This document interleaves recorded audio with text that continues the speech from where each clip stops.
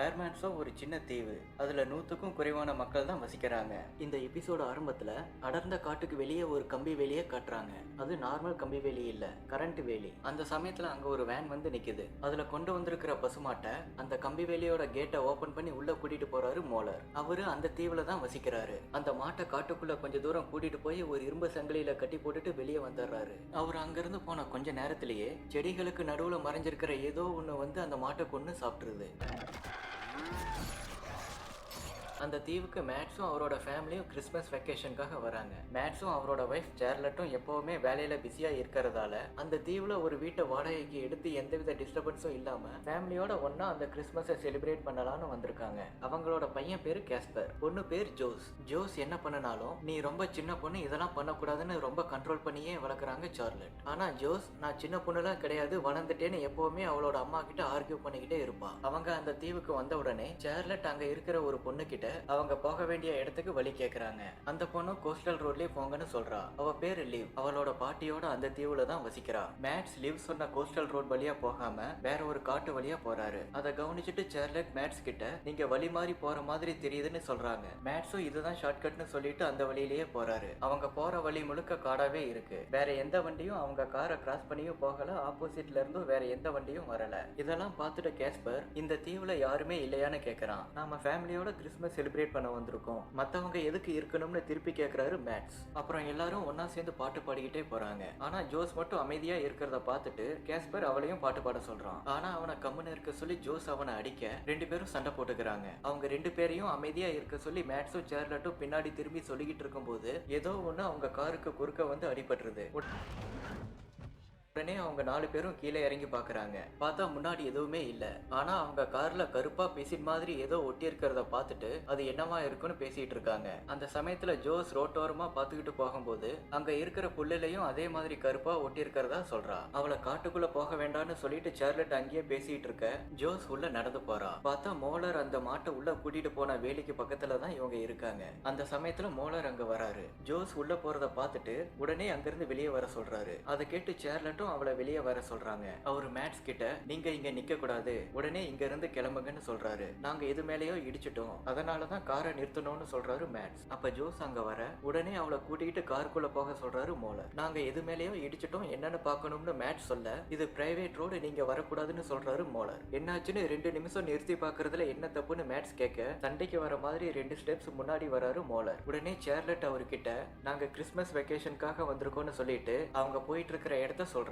அதை கேட்கிற molar next time வரும்போது கோஸ்டல் ரோடு வழியா போக சொல்றாரு. அவங்க காருக்கு போகும்போது ஜோஸ் மோலர் கிட்ட அந்த கம்பி வேலிக்குள்ள என்ன இருக்குன்னு கேக்குறா. ஆனா மோலர் அவளை மறைச்சு பார்க்க மேட்ஸ் அவளை காருக்கு வர சொல்றாரு. ஒரு வழியா அவங்க வாடகைக்கு எடுத்த வீட்டுக்கு வந்து சேர்றாங்க. எல்லாரும் வீட்டுக்குள்ள போனாலும் ஜோஸ் மட்டும் கார்ல ஒட்டி இருக்கிறத பாத்துக்கிட்டே இருக்கா. சார்லட் வந்து அவளை உள்ள வர சொல்லி கூப்பிடுறாங்க. அந்த வீட்டுல கரண்ட் இல்லாதனால ஃபியூஸை செக் பண்ணிட்டு இருக்காரு மேட்ஸ். இங்க வைஃபை இல்லையான்னு கேஸ்பர் கேட்க இங்க போனும் ஒர்க் ஆகாது, வைஃபையும் இல்லைன்னு சொல்லிட்டு பசல் இல்லைன்னா வேற ஏதாவது கேம் விளையாட சொல்றாரு. நான் வெளியே போய் சுத்தி பாக்குறேன்னு ஜோஸ் சார்லட் கிட்ட சொல்ல ஃபர்ஸ்ட் நாம திங்ஸ் எல்லாம் எடுத்து வச்சுட்டு கிறிஸ்மஸ்க்கு டெக்கரேட் பண்ணணும்னு சொல்றாங்க சார்லட். ஆனா ஜோஸ் அதை கேட்காம வெளியே வரா. அவளுக்கு எது மேல இடிச்சோம் அதுக்கு என்ன ஆச்சுன்னு தெரிஞ்சுக்கிறதுலயே குறியா இருக்கா. அவங்க வீட்டுல இருந்து கொஞ்ச தூரம் தள்ளி ஒரு இடிஞ்சு போன பில்டிங் இருக்கிறத பார்த்துட்டு அங்க போறா ஜோஸ். அதை பார்த்தா ஏதோ கேரேஜ் மாதிரி தெரியுது. அப்போ உள்ள இருந்து ஏதோ ஒரு சத்தம் கேட்க உள்ள போய் பாக்குறா ஜோஸ். அப்போ திடீர்னு ஒரு பூனை உள்ள இருந்து வெளியே ஓடுறத பார்த்து பயந்துடுறா. உள்ள பார்த்தா பழைய பொருட்கள் நிறைய இருக்கு. திரும்ப வீட்டுக்கு வர ஜோஸ் அதை பத்தி எல்லாத்துக்கிட்டையும் சொல்றா. அது எங்க இருக்குன்னு கேட்டுட்டு சொல்லாம எங்கேயும் போக கூடாதுன்னு சொல்றாங்க சார்லட். அவங்க எல்லாரும் கிறிஸ்மஸ் டெக்கரேஷன்ல பிஸியா இருக்க ஜோஸையும் ஜாயின் பண்ணிக்க சொல்றாங்க. ஆனா அவளுக்கு அதுல விருப்பம் இல்ல. நாம ஏதோ ஒன்ன கார்ல இடிச்சிட்டோம்னு அவ சொல்ல மேட்ஸ் உடனே நாம எது மேலேயும் இடிக்கல, இடிச்சிருந்தா அது அங்க இருந்திருக்கணுமேனு சொல்றாரு. ஆனா எனக்கு இடிச்ச சத்தம் கேட்டுச்சு, நாம இடிக்கலைன்னா கார்ல கருப்பா ஒட்டி இருக்கிறது என்னன்னு கேக்குறா ஜோஸ். அவளை தவிர வேற யாரும் அதை பத்தி கவலைப்படுறதாவே தெரியல. சார்லட் அவகிட்ட டெக்கரேஷனுக்கு ஹெல்ப் பண்ண சொல்லிட்டு நம்ம வெக்கேஷனுக்காக வந்திருக்கோம், அதை என்ஜாய் பண்ணுன்னு சொல்றாங்க. எல்லாத்தையும் நீங்களே டிசைட் பண்றீங்க, எனக்கு என்ன வேணுங்கிறத பத்தி கவலையே பட மாட்டேங்கிறீங்கன்னு சொல்லிட்டு வெளியே போறா. எங்க போறேன்னு கேட்டுக்கிட்டே சார்லட் வெளியே வர அந்த ஆக்சிடென்ட் ஆன இடத்துக்கு போறேன்னு சொல்றா ஜோஸ். ஆனா அங்க போக கூடாதுன்னு சார்லட் சொல்ல நாம ஏதோ ஒரு விலங்கு மேல இடிச்சுட்டு வந்துட்டோம், அதுக்கு அடிபட்டு இருந்தா என்ன பண்றது, நான் கண்டிப்பா அங்க போய் பார்க்க தான் போறேன்னு அவ சொல்ல அது பிரைவேட் ரோடு, அங்க யாரும் வரக்கூடாதுன்னு சொல்லியிருக்காங்க, அதனால நாம யாரும் அங்க போக போறதில்லைன்னு சார்லட் சொல்ல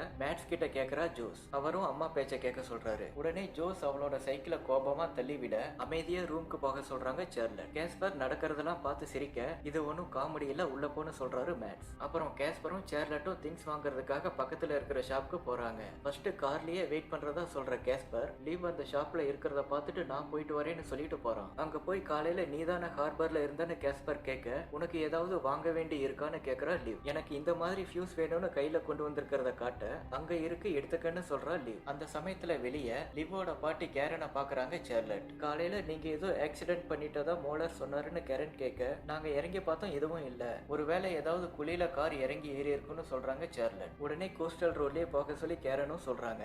இங்க கிறிஸ்மஸ் ட்ரீ கிடைக்குமான்னு சார்லட் கேட்க மரம்லாம் நிலத்துல இருக்க வேண்டிய இடத்துல உயிரோட தான் இருக்கணும்னு சொல்லிட்டு நீங்க திரும்ப போற வரைக்கும் ஏதாவது தேவைப்பட்டா என்கிட்ட வாங்க, அதுதான் உங்களுக்கும் நல்லதுன்னு சொல்லிட்டு போறாங்க கேரன். இந்த பக்கம் கேஸ்பர் லீவ் கிட்ட இந்த ஐலாண்ட்ல எந்த என்டர்டைன்மெண்ட்டுமே இல்ல, உனக்கு டைம் கிடைச்சா பக்கத்துல எங்கேயாவது கூட்டிட்டு போன்னு கேக்குறான். ஃபர்ஸ்ட் முடியாதுன்னு சொல்லிட்டு அப்புறம் அடுத்த நாள் காலையில ஹார்பருக்கு வர சொல்றா லீவ். அன்னைக்கு நைட் ஆனதும் கோவமா ரூம்ல இருக்கிற ஜோஸை சமாதானப்படுத்துறதுக்காக போறாரு மேட்ஸ். நான் ஒன்னும் குழந்தை இல்லைன்னு ஜோஸ் சொல்ல எனக்கும் நீ பெரிய பொண்ணா இருந்தா நல்லா தான் இருக்கும், ஆனா அதுக்கு இன்னும் டைம் இருக்குன்னு சொல்லிட்டு வெளியே வந்து அவங்களோட ஜாயின் பண்ணிக்க சொல்றாரு. அவரு வெளியே போகும்போது மறுபடியும் காலையில நடந்ததை பத்தி ஜோஸ் கேட்க எப்ப நீ நல்லா ஃபீல் பண்றியோ அப்ப வெளியே வான்னு சொல்லிட்டு போறாரு. கொஞ்ச நேரம் யோசிக்கிற ஜோஸ் யாருக்கும் தெரியாம சைக்கிளை எடுத்துட்டு மறுபடியும் அந்த இடத்துக்கே போறா. அங்க போய் புல்லுக்கு நடுவுல ஏதாவது அடிபட்டிருக்கான்னு தேடிக்கிட்டே வேலி வரைக்கும் போறா. அவ வேலியை ஒட்டி தேடிக்கிட்டே போகும்போது மெதுவா ஏதோ ஒரு சத்தம் கேக்குது. ஜோஸும் பயந்துகிட்டே பக்கத்துல போய் என்னன்னு பாக்குறா. அங்க புல்லுக்கு நடுவுல ஒரு குட்டி ஜந்து அடிபட்டு வழியில கத்திக்கிட்டு இருக்கு. உடனே ஜோஸ் அவளோட ஸ்வெட்டரை கழட்டி அதை தூக்கிட்டு போறா. அவ போகும்போது உள்ள இருந்து ஏதோ ஒண்ணு அவ பின்னாடியே போகுது. அந்த சத்தம் கேட்டு பின்னாடி திரும்பி பாக்குற ஜோஸ் உள்ள வேலி பக்கத்திலேயே ஏதோ ஒண்ணு இருக்கிறத திகிலோட பாக்குறா. அவளையே பாக்குற அந்த ஜந்தவும் கடிக்கிற மாதிரி ஏதோ சத்தம் போட ஜோஸ் பயந்து போய் அந்த குட்டியை தூக்கிக்கிட்டு அங்க இருந்து ஓடுறா. அந்த ஜந்தவும் வேலிக்கு அந்த பக்கம் இருந்து வேகமா நகருது. குட்டியை தூக்கிட்டு வர ஜோஸ் அத அந்த கேரேஜுக்கு கொண்டு போய் அதுக்கு என்ன ஆச்சுன்னு பாக்குறா. வழியில கத்திக்கிட்டு இருக்கிற அந்த குட்டி ஜந்து ஜோஸோட கையில நகத்தால கீறிடுது. அதனால ஜோஸும் அப்புறம் பாத்துக்கலான்னு அதை அங்கேயே விட்டுட்டு வீட்டுக்கு போறா. அடுத்த நாள் காலையில கேஸ்பரும் லீவும் ஹார்பர் பக்கத்துல நடந்து போயிட்டு இருக்கும்போது நீ ஸ்கூலுக்குலாம் போக மாட்டியான்னு கேக்குறான் கேஸ்பர். இங்க ஸ்கூல்லாம் இல்ல, என்னோட பாட்டி தான் எனக்கு சொல்லி தராங்கன்னு சொல்றா லீவ். அந்த சமயத்துல காட்டுக்குள்ள இருந்து நிறைய காகம் கத்திக்கிட்டே பறந்து வரத பாக்குற லீவ் நீங்க இந்த மாதிரி இடத்துக்கு வந்திருக்க கூடாதுன்னு சொல்லிட்டு உடனே வீட்டுக்கு போகணும்னு சொல்லிட்டு போறா. அவ எதுக்காக திடீர்னு இப்படி சொல்லிட்டு போறான்னு புரியாம பாக்குறான் கேஸ்பர். இந்த பக்கம் நிறைய காகம் காட்டுக்குள்ள இருந்து பறந்து வரத பாக்குற கேரன் ஏதோ தப்பா நடக்குது, உடனே இன்னொரு மாட்டை பலி கொடுன்னு மோலர் கிட்ட சொல்றாங்க. சரின்னு சொல்லிட்டு உள்ள போற மோலர் அவரோட ஃப்ரெண்ட் ஆண்டர்ஸ கூப்பிட்டு முன்னாடி இருக்கிற அந்த மாட்டை ரெடி பண்ண சொல்றாரு. ஆனா இந்த மாடு வேண்டாமேன்னு ஆண்டர்ஸ் சொல்ல இங்க இருக்கிற எல்லா மாட்டையும் பலி கொடுக்கறதுக்காக தான் வளர்த்துக்கிட்டு இருக்கோம், அந்த மாட்டையே கூட்டிட்டு வான்னு சொல்லிட்டு போறாரு. இங்க ஜோஸ் எந்திரிச்சு வெளியே வரும்போது அவ கையில இருக்கிற கீரலை பார்த்து என்னாச்சுன்னு கேக்குறாங்க சார்லட். அவளும் விண்டோல கீறிக்கிட்டேன்னு சொல்லி சமாளிக்க கேர்ஃபுல்லா இருன்னு சொல்லிட்டு கைக்கு பேண்டேஜ் போட்டு விடுறாங்க சார்லட். அப்புறம் பிரேக்ஃபாஸ்ட் முடிச்சுட்டு எல்லாரும் போய் கிறிஸ்மஸ் ட்ரீ கிடைக்குதான்னு பாக்கலான்னு சார்லட் சொல்ல நான் வரல, என் ரூம்லயே புக் படிச்சுட்டு இருக்கேன்னு சொல்றா ஜோஸ். மேட்ஸும் அதுக்கு சரின்னு சொல்ல ஜோஸ் வரலைன்னா நானும் வரமாட்டேன்னு சொல்றான் கேஸ்பர். ஆனா கண்டிப்பா அவன் வரணும்னு சொல்லி அவனை கூட்டிட்டு போறாங்க. அவங்க போனதுக்கு அப்புறம் ஃபர்ஸ்ட் எய்ட் பாக்ஸை எடுத்துக்கிட்டு அந்த கேரேஜுக்கு போறா ஜோஸ். ஆனா அங்க போய் பார்த்தா அது அவ விட்டுட்டு போன இடத்துல இல்ல. அதனால அது எங்க இருக்குன்னு சுத்தியும் தேடுறா. அந்த சமயத்துல ஒரு இடத்துல இருந்து ஏதோ கீழே விழுற சத்தம் கேட்க நான் உன்னை ஒன்னும் பண்ண மாட்டேன் வெளியேவான்னு சொல்லிக்கிட்டே அங்க போய் பாக்குறா. அப்ப அது மறைஞ்சிருக்கிற இடத்துல இருந்து வேகமா ஏறி மேல போகுது. அதை பாக்குற ஜோஸ் நான் உனக்கு சாப்பிட கொண்டு வந்திருக்கேன்னு சொல்லிட்டு ஒரு ஆப்பிள மேல தூக்கி போடுறா. ஆனா கொஞ்ச நேரத்திலேயே அதை கீழே தூக்கி போட்டுருது அந்த குட்டி ஜந்து. அதை பார்த்துட்டு உனக்கு நான்வெஜ் பீஸும் கொண்டு வந்திருக்கேன்னு சொல்லி அதை மேல வைக்க மெதுவா வந்து அதை எடுத்துட்டு போகுது. உடனே ஜோஸும் மேல ஏறி போய் பாக்குறா. அது கொஞ்ச தூரத்துல உட்காந்து அந்த கறி துண்டை சாப்பிட்டுட்டு இருக்கு. இந்த பக்கம் இன்னொரு மாட்டை பலி கொடுக்க கொண்டு போற மோலர் அங்க சின்ன கால் தடம் இருக்கிறத பார்த்துட்டு ஜோஸ் அங்க வந்திருப்பாளோன்னு சந்தேகப்படுறாரு. உடனே அவரு ஆண்டர்ஸ் கிட்ட எனக்கு ஒரு முக்கியமான வேலை இருக்கு, அதனால நீயே அந்த மாட்டை உள்ள கொண்டு போய் கட்டிட்டு வான்னு சொல்றாரு. ஆனா என்னால இதை தனியா பண்ண முடியாதுன்னு அவன் சொல்ல சீக்கிரமா போயிட்டு வெளியே வந்துரு, அதுங்க உன்னை ஒன்னும் பண்ணாதுன்னு சொல்லிட்டு போறாரு மோலர். அவர் போனதுக்கு அப்புறம் தனியா உள்ள போகணுமே அந்த காட்டையே பாக்குறான் ஆண்டர்ஸ். இந்த பக்கம் கிறிஸ்மஸ் ட்ரீக்காக ஒரு சின்ன மரத்தை வெட்டி கார் மேல கட்டிக்கிட்டு இருக்காங்க மேட்ஸும் கேஸ்பரும். அப்ப கேரனும் லீவும் அங்க வராங்க. இவங்க ஒரு மரத்தை வெட்டி கார்ல ஏத்திட்டு இருக்கிறத பார்த்துட்டு இது ஒரு இயற்கையான தீவு, இதை உங்ககிட்ட ஆல்ரெடி சொல்லியிருக்கேன்னு சொல்லி அவங்க மரத்தை வெட்டுறது தப்புன்னு இன்டைரக்டா சொல்லிட்டு அங்க இருந்து கிளம்புறாங்க. ஃபர்ஸ்ட் எய்ட் பாக்ஸ்ல இருந்து பேண்டேஜ் எடுக்கிற ஜூஸ், உன்னோட காயத்துக்கு நான் இதை போட்டு விடுறேன், என் கையிலும் இதே மாதிரி ஒண்ணு போட்டிருக்கேன் பாருன்னு சொல்லி அவ கையை காட்டுறா. அதுவும் அதுக்கு ஏதோ புரிஞ்ச மாதிரி அதோட கையை பார்த்துட்டு கொஞ்ச தூரம் வெளியே வருது. அது பாக்குறதுக்கு கிட்டத்தட்ட மனிதர்கள் மாதிரியே இருக்கு. ஜோஸ் அவளோட பேரை சொல்ல அதுவும் அவளோட பேரை திருப்பி சொல்ல ட்ரை பண்ணுது. அந்த சமயத்துல ஜோஸ் வீட்டுல இல்லாததால அவளை தேடிக்கிட்டு அந்த கேரேஜுக்கு வந்து பாக்குறான் கேஸ்பர். ஏற்கனவே உன்னை இங்க வரக்கூடாதுன்னு அம்மா சொல்லியிருக்காங்க, இங்க என்ன பண்ணிட்டு இருக்கேன்னு கேக்குறான். நான் இங்க ஒரு வேலையா இருக்கேன்னு அவ சொல்ல, சீக்கிரமா வீட்டுல அப்பாவும் அம்மாவும் உன்னை தேடிட்டு இருக்காங்கன்னு சொல்றான் கேஸ்பர். அவ கீழே இறங்கி போன உடனே அந்த குட்டி ஜந்துவும் கீழே எட்டி பாக்குது. கேஸ்பர் அதை பார்த்துட்டு இங்க ஏதோ இருக்கு, ஒருவேளை எலியா இருக்குன்னு சொல்றான்.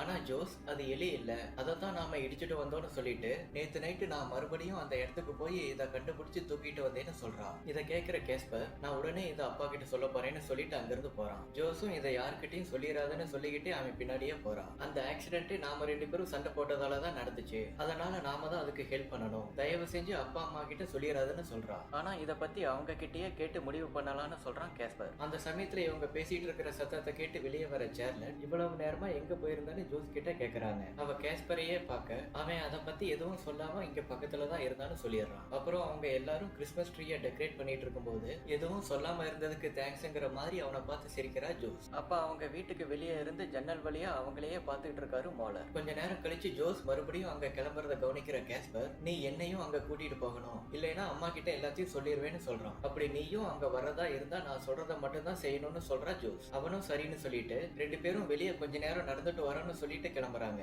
அங்க போய் ஜோஸ் மேலே ஏற கீழேயே நிக்கிறான் கேஸ்பர். என்ன பயந்துட்டியான்னு சொல்லிக்கிட்டே அவ மேலே ஏறி போய் அதை தேடுறா. மேலே ஏறி படியிலே நிக்கிற கேஸ்பர் அவளை கேர்ஃபுல்லா இருக்க சொல்லி கொஞ்சம் பயந்துகிட்டே சொல்றான். ட்ரம்முக்கு பின்னாடி அது இருக்கிறத பார்த்துட்டு பக்கத்துல போய் பாக்குறா ஜோஸ். அது அங்க அடிபட்ட வலியோட இருக்க அதை அங்க இருந்து தூக்கிட்டு வர ஜோஸ் கேஸ்பர் கிட்ட பேண்டேஜ கட் பண்ணி தர சொல்றான். ஆனா அவன் பயந்துகிட்டு அங்கேயே நிக்க அவனை பக்கத்துல வர சொல்றான். கொஞ்சம் தயங்கியே பக்கத்துல வர கேஸ்பர் அதை பார்த்துட்டு ஃபர்ஸ்ட் நாம அதை கிளீன் பண்ணணும், அதுக்கப்புறம் தான் பேண்டேஜ் போடணும்னு சொல்றான். ஜோஸும் சரின்னு காயத்தை கிளீன் பண்ணும்போது அது வலியில கத்துது. அது ரொம்ப அசிங்கமா இருக்குன்னு கேஸ்பர் சொல்ல நீ தான் ரொம்ப அசிங்கமா இருக்குன்னு சொல்றா ஜோஸ். காயத்தை கிளீன் பண்ணினதுக்கு அப்புறம் பேண்டேஜ் போட்டு விடுறா. இந்த பக்கம் மாட்டை காட்டுக்குள்ள கூட்டிட்டு போற ஆண்டர்ஸ் அழுதுகிட்டே அதை கட்டிட்டு திரும்ப வரான். அப்போ அந்த மிருகம் பக்கத்துல வர சத்தம் கேட்டு சொத்தையும் பார்த்துக்கிட்டே நடந்து வரான். அந்த சமயத்துல மோலர் ஜோஸ் கிட்ட அதோட குட்டி இருக்கிறத பார்த்து அதிர்ச்சி ஆகுறாரு. ஆண்டர்ஸ் வேற காட்டுக்குள்ள போயிருக்கிறதால உடனே அவனுக்கு கால் பண்ணிக்கிட்டே அங்க போறாரு. இந்த பக்கம் பயத்துல பின்னாடி திரும்பி பார்த்துக்கிட்டே வந்துட்டு இருக்கான் ஆண்டர்ஸ். நீ இன்னும் உள்ளதான் இருக்கியான்னு மோலர் அவன் கிட்ட கேட்க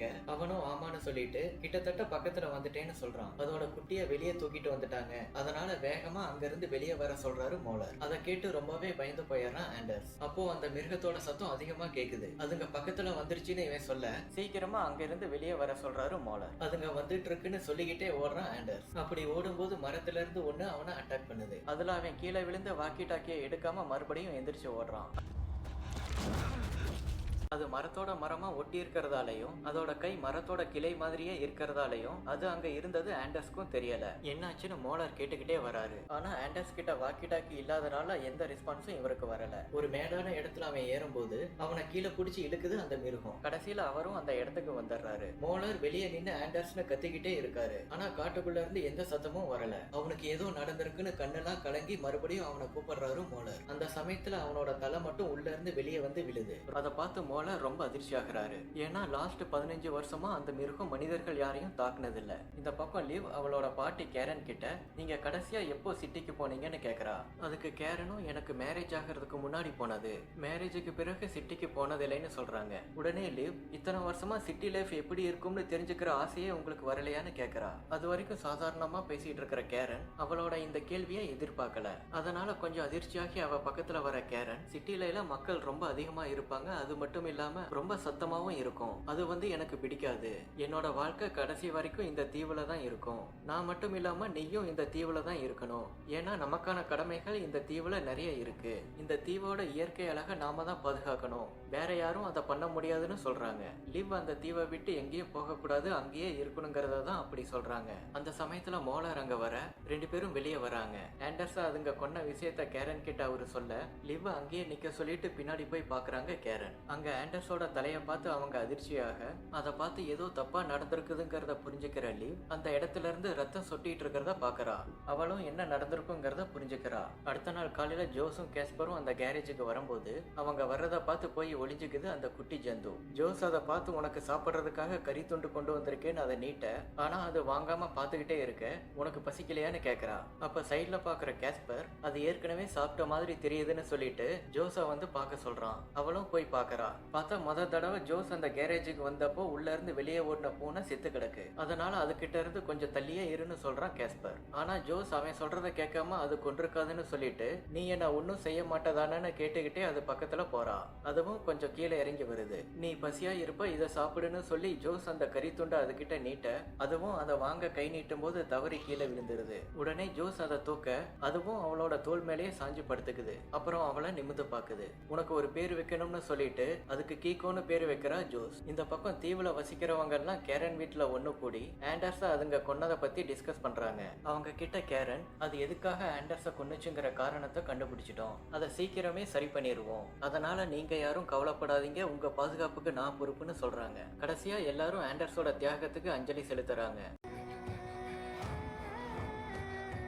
இந்த பக்கம் கீகோ சாப்பிட்றத பார்த்துட்டு இருக்கிற ஜோஸ் கேஸ்பர் கிட்ட வேலிக்குள்ள இது மாதிரி எத்தனை இருக்குன்னு கேட்கறா. அதை பத்தி எனக்கு எதுவும் தெரியலைன்னு கேஸ்பர் சொல்ல, இந்த தீவுல இருக்கிறவங்க தான் அது எல்லாத்தையும் அந்த வேலிக்கு பின்னாடி அடிச்சு வச்சிருக்காங்க, ஆனா அது ரொம்ப தப்பு, நம்மள மாதிரியே அதுங்களும் சுதந்திரமா தான் இருக்கணும்னு சொல்றா ஜோஸ். ஒருவேளை அதெல்லாம் ரொம்ப ஆபத்தானதா இருக்கலாம், அதனால கூட அதை வேலிக்கு பின்னாடி அடிச்சு வச்சிருக்கலாம்னு கேஸ்பர் சொல்ல, இதை பார்த்தா உனக்கு ஆபத்தானதா தெரியுதான்னு கிண்டலா சொல்றா ஜோஸ். அது சாப்பிட்டு முடிச்சு ஜோஸை பார்க்க சாப்பிட இன்னும் கொஞ்சம் கொண்டு வரேன்னு சொல்லிட்டு அவங்க அங்க இருந்து கிளம்புறாங்க. வீட்டுக்கு வர ஜோஸ் கிட்ட இன்னைக்கு நாம வெளியே போலான்னு சார்லட் சொல்ல, இன்னைக்கும் நான் வீட்லயே புக்கு படிச்சுட்டு இருக்கேன்னு சொல்றா ஜோஸ். அப்ப எல்லாரும் வீட்லயே இருக்கலாம்னு சார்லட் சொல்ல, நான் மட்டும் தனியா வீட்டுல இருக்கேன், நீங்க எல்லாம் போயிட்டு வாங்கன்னு சொல்றா ஜோஸ். சார்லட்டும் அதுக்கு சரின்னு சொல்ல, அந்த சமயத்துல அவங்க வீட்டுக்கு வராங்க கேரன். அவங்கள உள்ள வர சொல்லி சார்லட் சொல்ல, இல்ல பரவாயில்லன்னு சொல்லிட்டு அவங்க எல்லாரையும் அவங்களோட வீட்டுக்கு இன்வைட் பண்றாங்க கேரன். சார்லட்டும் நாங்க எல்லாரும் அரை மணி நேரத்துல வந்துடுறோம்னு சொல்றாங்க. கேரன் போனதுக்கு அப்புறம் ஜோஸ் சார்லட் கிட்ட நான் வீட்லயே இருக்கேன்னு சொல்றா. போயிட்டு கொஞ்ச நேரத்துல வந்துடலான்னு சொல்லிட்டு அவளையும் கூட்டிட்டு போறாங்க. அவங்க போற வழியில மோலர் கையில எதையோ வச்சுக்கிட்டு நிக்கிறாரு. அவங்க வர்றத பாத்துட்டு இருக்கிற லீவ் கிட்ட அவங்க ரொம்ப நாள் இந்த தீவுல இருக்க மாட்டாங்கன்னு சொல்றாங்க கேரன். அப்புறம் அவங்க எல்லாரையும் இன்வைட் பண்ணி உள்ள கூட்டிட்டு போறாங்க. அவங்க எல்லாரும் சாப்பிட்டுட்டு இருக்கும்போது இந்த தீவை பத்தி உங்களுக்கு என்ன தெரியும்னு கேக்குறாங்க கேரன். எங்களுக்கு இந்த தீவை பத்தி அதிகம் தெரியாதுன்னு சொல்ற சார்லட், என்னோட ஃப்ரெண்ட்ஸ் ஆன்லைன்ல அந்த வீட்டோட போட்டோவை காட்டினாங்க, அது ரொம்ப அழகா இருந்ததால இந்த கிறிஸ்துமஸை ஃபேமிலியோட செலிப்ரேட் பண்ணலான்னு இங்க வந்ததா சொல்றாங்க.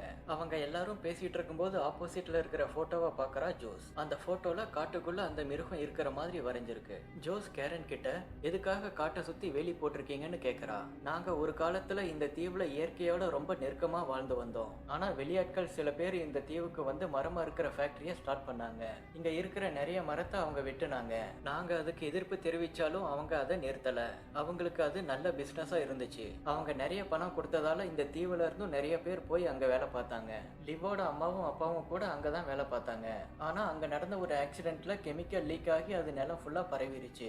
அதனாலதான் சுத்தியும் வேலி போட்டிருக்கோம்னு சொல்றாங்க கேரன். அதனால நாங்க யாரும் அந்த பக்கம் போக மாட்டோம், நீங்களும் அங்க போகாதீங்கன்னு ஜோஸை பார்த்துக்கிட்டே சொல்றாங்க. அப்போ நான் ரெஸ்ட் ரூம் யூஸ் பண்ணணும்னு சொல்லிட்டு உள்ள போற ஜோஸ் அங்க ஒரு ரூம் வித்தியாசமா இருக்கிறத பார்த்து அதுக்குள்ள போறா. அங்க ஒரு கண்ணாடி பாக்ஸுக்குள்ள அந்த மிருகத்தோட மண்டவோடு இருக்கிறத அதிர்ச்சியோட ஜோஸ் பார்த்துக்கிட்டு இருக்க, அங்க இருக்கிற வாக்கி டாக்கில பேசுற மோலர் நான் அவங்க வீட்டுக்குள்ள வந்துட்டேன்னு சொல்றாரு. அந்த சமயத்துல கேரன் வர்ற சத்தம் கேட்டு அங்கேயே ஒளிஞ்சுக்கிறா ஜோஸ். கேரன் ரெஸ்பாண்ட் பண்ணதும் அவங்க கிட்ட நான் இந்த வீடு ஃபுல்லா சர்ச் பண்ணிட்டேன், ஆனா அது இங்க எங்கேயுமே இல்லைன்னு சொல்றாரு மோலர். நான் ரொம்ப நேரம் அவங்கள இங்கேயே வச்சிருக்க முடியாது, அவங்களும் கொஞ்ச நேரத்துல இங்க இருந்து கிளம்பிடுவாங்க, அதுக்குள்ள நல்லா தேடி பாருன்னு சொல்றாங்க கேரன். இதையெல்லாம் உள்ள இருந்து கேட்டுட்டு இருக்கிற ஜோஸ் கீகோவை தான் மோலர் தேடிட்டு இருக்காருன்னு தெரிஞ்சு உடனே அவங்க வீட்டுல இருந்து கிளம்புறா. அவங்க வீட்டுக்கு எப்படி போகணும்னு அங்க இருக்கிறவங்க கிட்டயே வழிய கேட்டு ஓடுறா ஜோஸ். அவன் ரொம்ப நேரமா வராததால கேஸ்பரை போய் பார்க்க சொல்றாங்க சார்லட். அவனும் சரின்னு போக நானும் வரேன்னு சொல்லிட்டு லீவும் போறா. கேஸ்பர் வெளியே ஜோஸை தேடிட்டு இருக்க, உன் கூட பேசணும்னு சொல்லி அவனை தனியா கூட்டிட்டு போற லீவ் அவன் கிட்ட நீங்க உடனே இங்க இருந்து கிளம்பணும்னு சொல்றா. ஆனா நீங்க தானே எங்களை இன்வைட் பண்ணிருக்கீங்கன்னு கேஸ்பர் கேட்க, நான் இங்க இருந்து சொல்லல, இந்த தீவுல இருந்தே கிளம்ப சொல்றேன்னு சொல்ற லீவ். ஏன் அப்படி சொல்றேன்னு அவன் கேட்க, அதோட குட்டியை நீங்க வச்சிருக்கிறது எங்களுக்கு தெரியும், மோலர் அதை தேடி தான் போயிருக்காருன்னு அவ சொல்ல, அது என்னதுன்னு கேக்குறான் கேஸ்பர். அதுங்க எங்கெல்ல ஒருத்தரை கொன்றுச்சுன்னு அவ சொல்ல, அது ரொம்ப சின்னது, அது எப்படி கொல்லுன்னு கேக்குறான் கேஸ்பர். அது எப்பவும் சின்னதாவே இருக்காது, அதுவும் வளர்ந்து பெருசாகும்னு லீவ் சொல்ல, ஜோஸ் அதுகிட்ட தான் போயிருக்கணும்னு சொல்லிட்டு வீட்டுக்குள்ள போறாங்க. இந்த பக்கம் ஜோஸ் அந்த கேரேஜுக்கு வந்து கீகோவை தேடுறா. டயருக்கு அந்த பக்கம் இருந்து அது மெல்லமா சத்தம் போட பக்கத்துல போற ஜோஸ் பயப்படாத, நான் மட்டும் தான் வந்திருக்கேன்னு சொல்றா.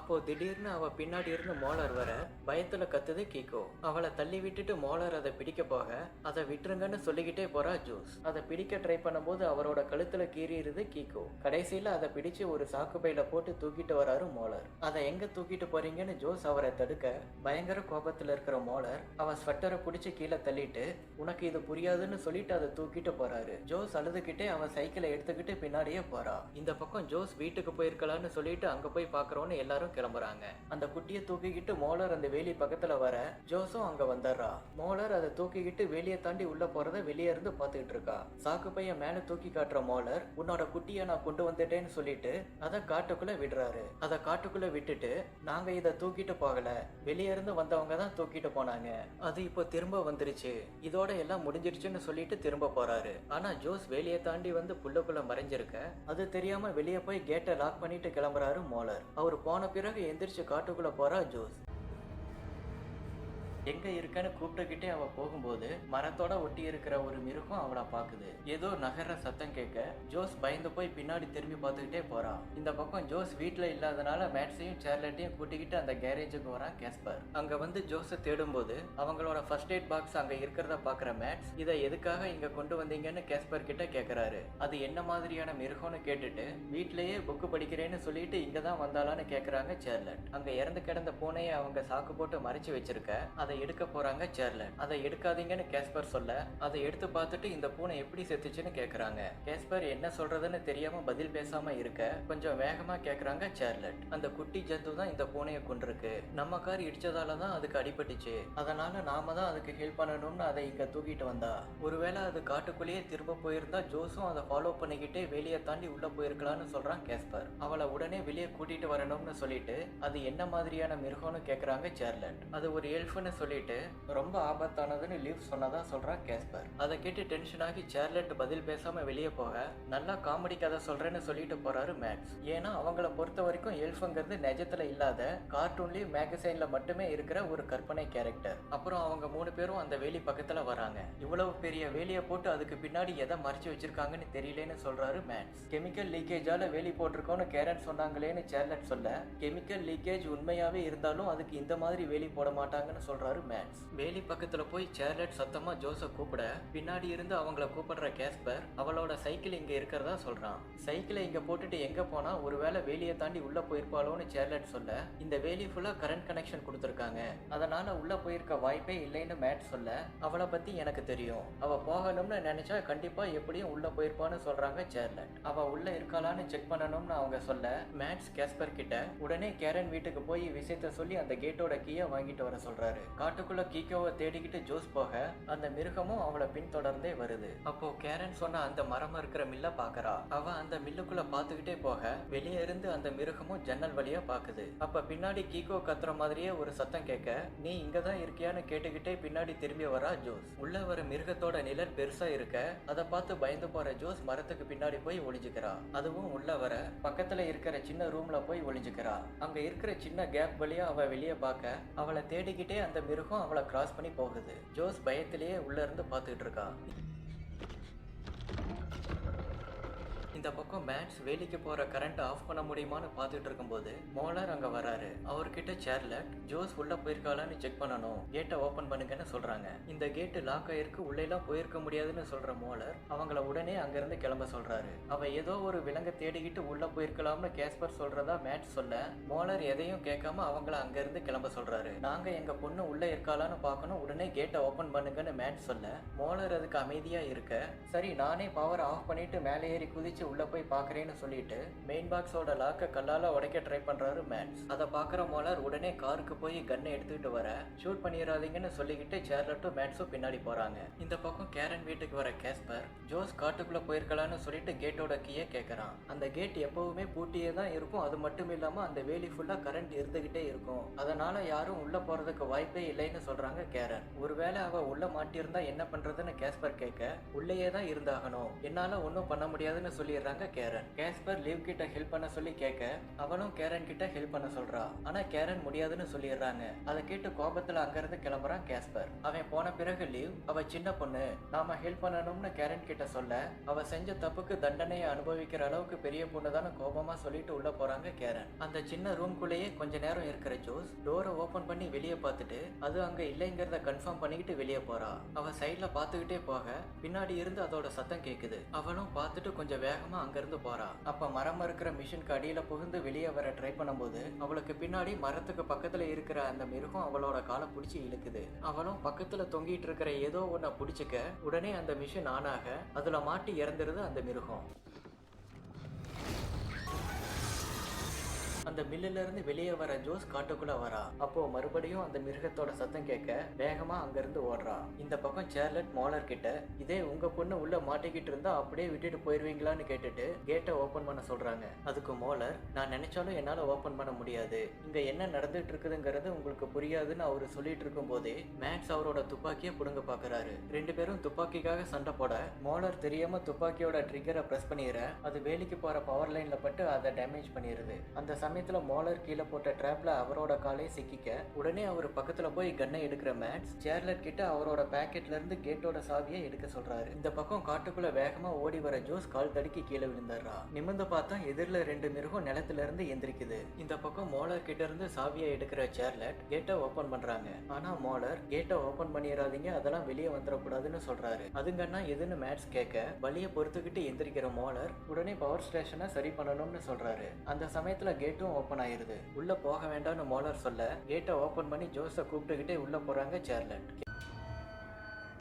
கேரனுக்கு தெரியாம வீட்டுல இருந்து சாவியை எடுத்துட்டு வர லீவ் அவளோட வண்டியில கேஸ்பரை அந்த வேலைக்கு கூட்டிட்டு போறா. காட்டுக்குள்ள வேகமா ஓடி வர ஜோஸ் எந்த பக்கம் போறதுன்னு தெரியாம ஒரு இடத்துல நின்னு சுத்தியும் பார்க்க அந்த சமயத்துல கீகோவோட சத்தம் கேக்குது. பார்த்தா எதிரில ஒரு மரத்து மேல இருந்து கீகோ எட்டி பார்க்க உன்னை கூட்டிட்டு போக தான் இங்க வந்தேன், ஆனா இப்ப வெளியே போற வழி எனக்கு தெரியல, நீ எனக்கு ஹெல்ப் பண்ண முடியுமான்னு கேக்குறா ஜோஸ். நான் சொல்றது உனக்கு புரியுதான்னு அவ கேட்க உடனே கீகோ மரத்துல இருந்து கீழே குதிச்சு ஓடுது. இங்க இருந்து போயிடாதன்னு சொல்லிட்டு ஜோஸ் பின்னாடியே போக பின்னாடி திருப்பி பாக்குற கீகோ ஏதோ சொல்ல ட்ரை பண்ணுது. இந்த வழிதான்னு சொல்றியான்னு ஜோஸ் கேட்க அதுவும் ஏதோ சொல்லிட்டு வேகமா ஓடுது. ஜோஸும் அது பின்னாடியே ஓடுறா. ஒரு வழியா காட்டோட வெளிப்பகுதி வரைக்கும் அவளை கூட்டிட்டு வந்துருது. சார்லட் கூப்பிடுற சத்தம் கேட்டு நான் இங்கதான் இருக்கேன்னு அவ சொல்ல கீகோ அங்கேயே நின்றுது. அவங்க என்னோட அம்மா தான் ஒன்னும் பண்ண மாட்டாங்க, வா போகலான்னு ஜோஸ் சொல்ல அவளை தேடிக்கிட்டு உள்ள வந்துடுறாங்க சார்லட். வா போகலான்னு ஜோஸ் கூப்பிட்டுக்கிட்டே இருக்க கீகோ அங்கேயே நிக்குது. அதுக்குள்ள சார்லட்டும் அவ பக்கத்துல வந்துடுறாங்க. அவங்க கீகோவை பார்த்து அது என்னன்னு கேட்டுட்டு அதை துரத்த ட்ரை பண்ணும்போது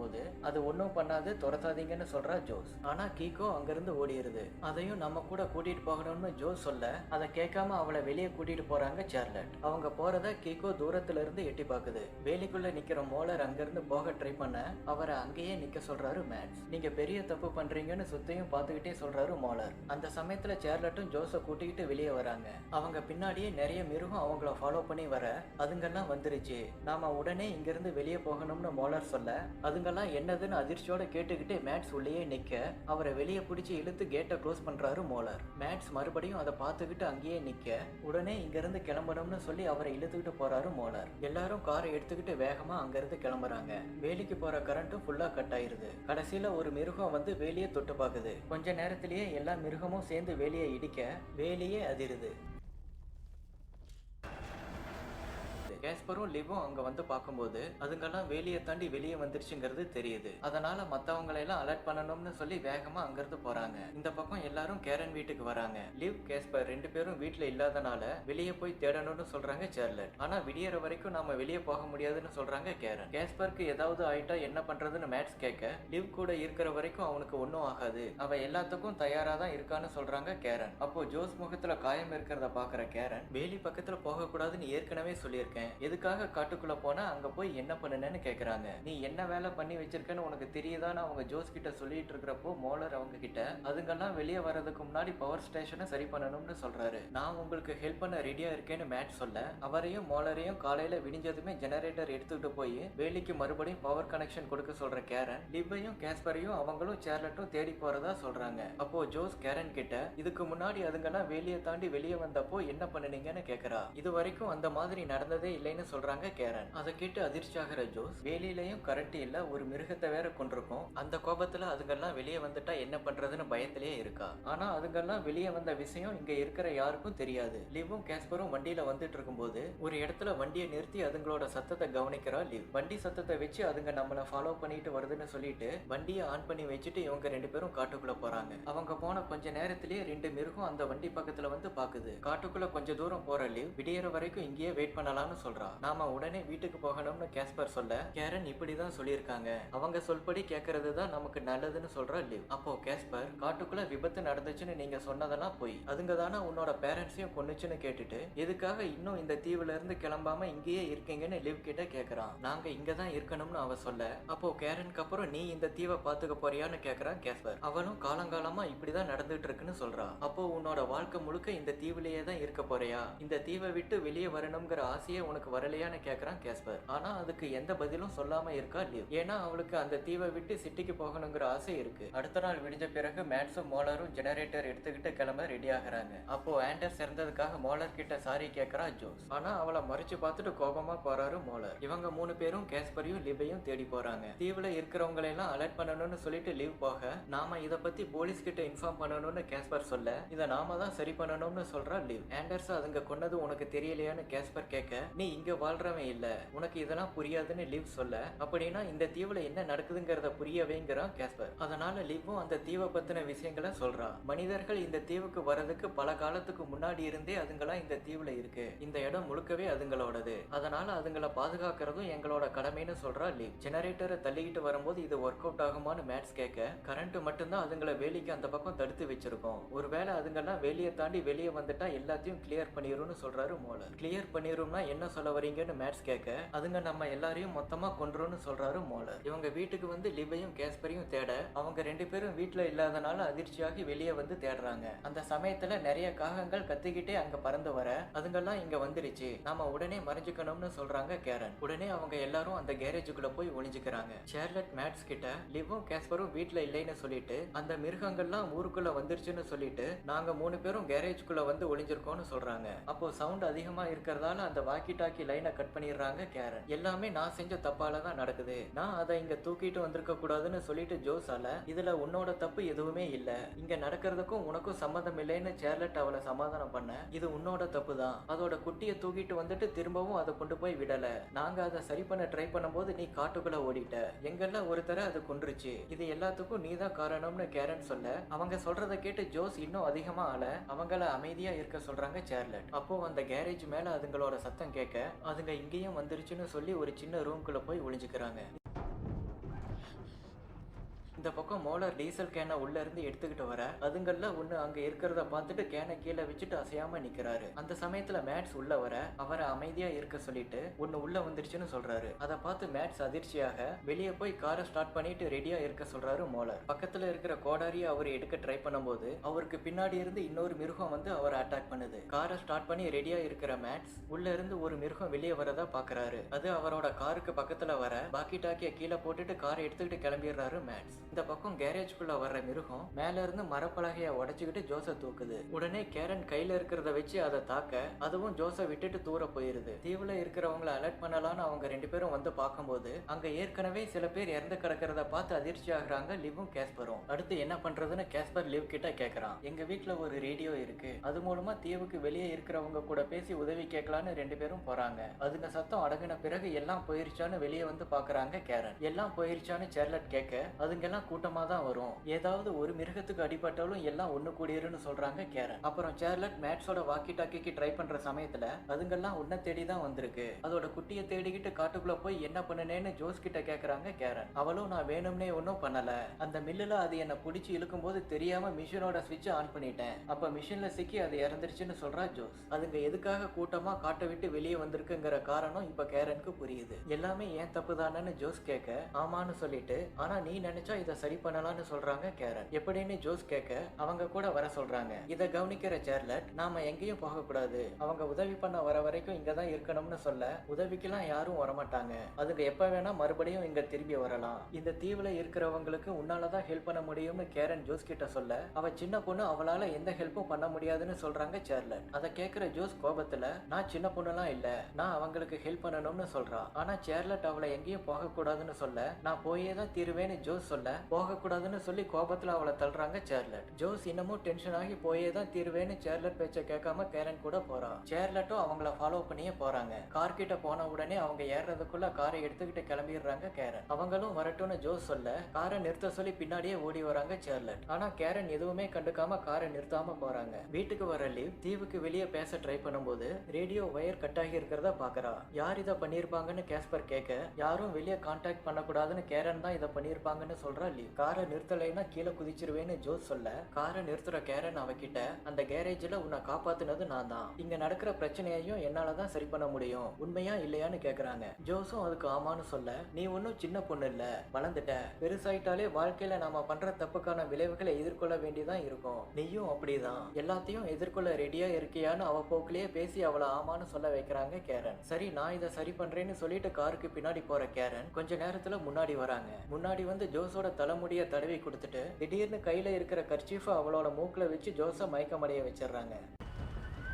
அவன் முழிச்சு பார்க்கும்போது காட்டுக்குள்ள ஒரு இடத்துல படுத்திருக்கா. கேரனும் அந்த இடத்துல தான் இருக்காங்க. அவங்க அந்த பக்கம் திரும்பி இருக்கும்போது ஜோஸ் எஸ்கேப் ஆகலான்னு ட்ரை பண்ணும்போது தான் அவ கழுத்துல செயின் லாக் பண்ணியிருக்கிறத கவனிக்கிறா. எப்பவும் மாட்டை அந்த மிருகத்துக்கு பலி கொடுக்கறதுக்காக அங்க வந்து கட்டுவாங்க. இப்போ அதுங்கெல்லாம் ஜோஸை தேடி தான் வெளியே வந்திருக்கிறதால அவளையே பலி கொடுக்கலான்னு செயின்ல லாக் பண்ணியிருக்காங்க. எதுக்காக இப்படி பண்றீங்க, லாக்கை ரிமூவ் பண்ணுங்கன்னு கேரன் கிட்ட கேட்கறா ஜோஸ். ஆனா கேரன் முடியாதுன்னு சொல்லிட்டு இங்க நடக்கிற எல்லாத்துக்கும் நீ தான் காரணம், இதை சரி பண்ணணும்னா எனக்கு வேற வழி இல்லைன்னு சொல்லிட்டு அங்கிருந்து போறாங்க. ஆனா போகாதீங்க திரும்பி வாங்கன்னு ஜோஸ் எவ்வளவுதான் கத்துனாலும் கேரன் திரும்பி பார்க்காம போறாங்க. அதனால ஹெல்ப் பண்ணுங்கன்னு சத்தமா கத்துறா ஜோஸ். அந்த சத்தத்தை கேட்டு ஒரு மிருகம் நிலத்துல இருந்து எந்திரிக்குது. இந்த பக்கம் மேட்ஸ் கார்ல வந்துட்டு இருக்கும்போது எதிரில சார்லட் வரதா பாக்குறாரு. உடனே காரை நிறுத்தி என்னாச்சுன்னு அவங்க கிட்ட கேட்க கேரன் ஜோஸை கூட்டிட்டு போயிட்டாங்க, எங்க போயிருக்காங்கன்னு தெரியலைன்னு சொல்றாங்க. ரேடியோ வைரஸ் சரி பண்ணி அவுட் சைட் கான்டாக்ட் பண்ண ட்ரை பண்றா லீவ். ஆனா அதுவும் ஒர்க் அவுட் ஆகல. அந்த சமயத்துல வெளியே ஏதோ ஒரு சத்தம் கேக்குது. லீவும் கேஸ்பரும் வெளியே வந்து பார்க்கும்போது அந்த மிருகத்தை கொண்டுட்டு வெளியே வராரு மோலர். கேரன் அங்கிருந்து போயிட்டதால எஸ்கேப் ஆகிறதுக்காக அந்த செயினை பிடிச்சி இழுத்து டயர்ட் ஆயிடுறா ஜோஸ். அப்போ அந்த மிருகத்தோட சத்தம் கேக்குது. ஜோஸ் பயத்துல சுத்தியும் திரும்பி பாக்குறா. கடைசியில அந்த இரும்பு கம்பத்துக்கு கீழே கையிலேயே குழி தோண்டி அதை சாக்கலான்னு ட்ரை பண்றா. இந்த பக்கம் வேலிக்கு வந்து உடஞ்ச பகுதியை சரி பண்றாரு மோலர். அப்போ மேட்ஸும் சார்லட்டும் அங்க வராங்க. கேஸ்பர் அங்க இருக்கிறத பார்த்து ரெண்டு பேரும் சந்தோஷப்படுறாங்க. கேரனோட ஜீப் அங்க இருக்கிறத பார்த்துட்டு அவங்களும் ஜோஸும் எங்கன்னு சார்லட் கேட்க அவங்க எங்க இருக்காங்கன்னு தெரியல, நாங்க வர்றதுக்கு முன்னாடியே அந்த கார் இருந்துச்சுன்னு சொல்றாரு மோலர். அவங்க தான் ஜோஸை கூட்டிட்டு போனாங்கன்னு சார்லட் சொல்ல மோலரும் லீவும் ஒருத்தரை ஒருத்தர் பாத்துக்கிறாங்க. எதுக்காக அப்படி பாக்குறீங்கன்னு சார்லட் கேட்க அவங்க எங்க இருப்பாங்கன்னு எனக்கு தெரியும், வேலைக்கு போற பவரை சரி பண்ண சொல்லி மேட்ஸ் கிட்ட சொல்லிட்டு காட்டுக்குள்ள போறாரு மோலர். லிவும் கேஸ்பரும் அவரு கூட போறாங்க. இந்த பக்கம் ஜோஸ் குழி பறிச்சுட்டு இருக்கும்போது எதுவும் சத்தம் வரதை கேட்டு எதிரில பார்க்கும்போது கீகோ அங்க வருது. நான் இங்க மாட்டிக்கிட்ட, என்னால இங்க இருந்து போக முடியலன்னு அவ சொல்ல கொஞ்சம் பக்கத்துல வந்து பாக்குற கீகோ அதுவும் வந்து அந்த பக்கம் குழி தோண்டுது. ரெண்டு பேரும் வேகமா மண்ணை தோண்ட கம்பத்தை ஆட்டி பாக்குறா ஜோஸ். அந்த கம்பமும் இப்ப கொஞ்சம் நல்லா ஆடுது. அந்த சமயத்துல மோலர் அங்க வர கீகோ அங்கிருந்து ஓடிடுது. மோலர் அவளோட லாக்கை ரிலீஸ் பண்ண ட்ரை பண்ணும்போது கையில கன்னோட அங்க வர்றாங்க கேரன். அவளை விட்டு தூரம் வாங்கன்னு அவங்க சொல்ல அதுங்கெல்லாம் இங்க வந்துகிட்டு இருக்கு, நாம உடனே இங்க இருந்து கிளம்பணும்னு சொல்றாரு மோலர். ஆனா அவங்கள தூரம் வர சொல்லி கேரன் கன் எடுத்து காட்ட இப்படி செய்யாதீங்கன்னு கேரன் கிட்ட சொல்றா லீவ். இப்போ ஜோஸை இங்க இருந்து விட்டா அதோட குட்டியும் அவ பின்னாடியே போகும். குட்டியை தேடிக்கிட்டு மறுபடியும் எல்லா மிருகமும் வெளியே வரும். அதனால ஜோஸை விட முடியாதுன்னு சொல்லிட்டு லிவ் அவங்க பக்கம் வர சொல்றாங்க. ஆனா மோலருக்கு முன்னாடி போய் நிக்கிறா லிவ். அவளை வர சொல்லி கேரன் கோபமா சொல்ல மோலர் கிட்ட இருந்து கீயை வாங்கி லாக்க ரிலீஸ் பண்ண போறா லிவ். நீ என்ன பண்ற, போகாத, இங்க வந்துருன்னு கேரன் சொல்ல ஜோஸ் பக்கத்துல போறா லிவ். அப்போ கீகோ பின்னாடி இருந்து அவங்க மேல தாவ அந்த சமயத்துல லாக்க ரிலீஸ் பண்ணிடுறா லிவ். கீகோவை கையில பிடிச்சி தூர தூக்கி போட்டுட்டு அதை கன்ல ஷூட் பண்றாங்க கேரன். அதை விட்டுருங்கன்னு ஜோஸ் கத்த திரும்பவும் ஷூட் பண்றாங்க கேரன். கீகோ அங்கிருந்து ஓடிடுது. கேஸ்பர் ஜோஸை கூட்டிக்கிட்டு அங்கிருந்து போக ட்ரை பண்ணும்போது அங்கேயே நில்லுங்கன்னு கன்னை நீட்டுறாங்க கேரன். அப்போ அவங்க பின்னாடி இருந்து ஒரு மிருகம் வரதை பார்த்து எல்லாரும் அதிர்ச்சியாக அந்த மிருகம் கேரன் மேல பாஞ்சு வச்சு அவங்கள கொன்றுது. லிவ் அதை பார்த்து பயங்கரமா கதறியால அவளையும் கூட்டிக்கிட்டு எல்லாரும் காருக்கு போறாங்க. அந்த சமயத்துல கீகோ அங்க வரத பாக்குற ஜோஸ் அதையும் கூட வர சொல்றா. கேரன் பக்கத்துல நிறைய மிருகம் இருக்கிறத கீகோவும் பாக்குது. ஜோஸும் அதை பார்த்துட்டு கீகோவை சீக்கிரமா அவகிட்ட வர சொல்றா. ஆனா கீகோ பாத்துக்கிட்டே வராம இருக்க கேஸ்பரும் மாலரும் ஜோஸ சீக்கிரமா வர சொல்லி கத்துறாங்க. எவ்வளவோ கூப்பிட்டும் கீகோ வராதனால அழுதுகிட்டே திரும்ப போறா ஜோஸ். எல்லாரும் அங்க இருந்து கார்ல கிளம்புறாங்க. அவங்க போய்கிட்டு இருக்கும்போது ஒரு மிருகம் அவங்க காருக்கு பின்னாடி இருந்து மேலே ஏறி வருது. அது சைட்ல இருக்கிற கண்ணாடியை உடைச்சு லிவ பிடிச்சி மேல தூக்க கேஸ்பர் மோலர் கிட்ட இருக்கிற எலக்ட்ரிக் ஸ்டிக்க அது பக்கத்துல கொண்டு போறான். அதுவும் லிவ விட்டுருது. அது போயிருச்சான்னு மோலர் கேட்க தெரியலைன்னு சொல்றான் கேஸ்பர். அந்த சமயத்துல காருக்கு முன்னாடி வந்து பயங்கர கோபமா கண்ணாடியை உடைக்குது அந்த மிருகம். மோலர் சடனா பிரேக் போட அந்த மிருகமும் கீழே விழுந்துருது. உடனே மோலர் வேகமா அது மேல காரை ஏத்திடுறாரு. கார்ல இருந்து இறங்குற ஜோஸ் கிட்ட உனக்கு ஒன்னும் ஆகலையேன்னு கேட்டுட்டு மோலர் கிட்ட போறான் கேஸ்பர். மோலருக்கும் கொஞ்சம் அடிபட்டுருது. காருக்கு முன்னாடி அந்த மிருகம் உயிருக்கு போராடிட்டு இருக்கிறத பாக்குற ஜோஸ் அங்க நிறைய மிருகம் இருக்கிறத பாக்குறா. இந்த பக்கம் ரொம்ப நேரமா ஜெனரேட்டரை ஸ்டார்ட் பண்ண ட்ரை பண்ணிட்டு இருக்காரு மேட்ஸ். ஒரு வழியா அது ஸ்டார்ட் ஆக அவங்க ரெண்டு பேரும் ரொம்ப சந்தோஷப்பட உடனே அது ஆஃப் ஆயிருது. அப்போ ஜோஸ் அவங்கள கூப்பிடுற சத்தம் கேட்க போய் பாக்குறாங்க சார்லட். லிவ் மோலரை கைத்தாங்களா கூட்டிட்டு வர பின்னாடி ஜோஸ கூட்டிட்டு வரான் கேஸ்பர். மேட்ஸ வேகமா ஸ்டார்ட் பண்ண சொல்லிட்டு அவங்க பக்கத்துல வந்த உடனே கேட்டை ஓபன் பண்றாங்க சார்லட். அவங்கள துரத்துக்கிட்டு நிறைய மிருகமும் பின்னாடியே வருது. எல்லாரும் வெளியே வந்து கேட்டை லாக் பண்றதுக்கும் ஜெனரேட்டர் ஸ்டார்ட் ஆகிறதுக்கும் சரியா இருக்கு. கீகோ அவங்க கூட வராதனால அந்த காட்டையே பார்த்து அழுதுகிட்டு இருக்கா ஜோஸ். கடைசியா சார்லட் அவளை சமாதானப்படுத்துறாங்க. ஒரு வழியா எல்லாரும் தீவை விட்டு போறதுக்காக ஹார்பருக்கு வராங்க. அப்போ மோலர் ஜோஸ் கிட்ட எல்லாத்தையும் மறந்துட்டு வீட்டுக்கு போய் சந்தோஷமா இரு, இதை நாங்க எங்க வழியில சரி பண்ணிக்கிறோம்னு சொல்றாரு. எப்பவும் கீகோ கூடவே இருப்பேன்னு சொல்லியிருந்தேன், ஆனா அதை விட்டுட்டு வந்துட்டேன்னு ஜோஸ் சொல்ல